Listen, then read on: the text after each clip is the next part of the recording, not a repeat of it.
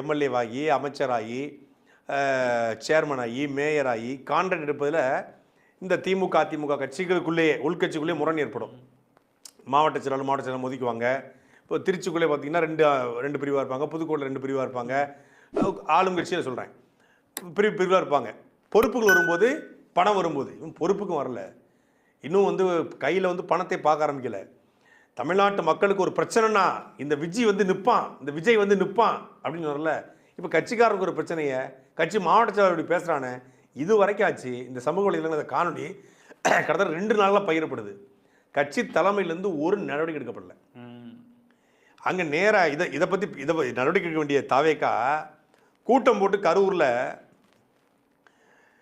டிவிகேக்கும் டிஎம்கேக்கு தான் போட்டின்னானுங்க.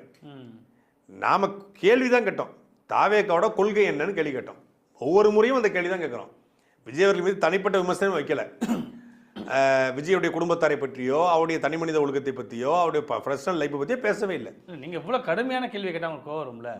ஆனால் கூட்டம் போட்டு என்ன பண்ணுறாங்கன்னா முழுக்க நாம் தமிழர் கட்சியுடைய அண்ணன் சீமானுடைய தனிப்பட்ட வாழ்க்கை குறித்து அந்த கட்சியில் கூடிய 4ஆம் தர 8ஆம் தர 10ஆம் தர பேச்சாளர்களை வச்சு பேச வர்றான்.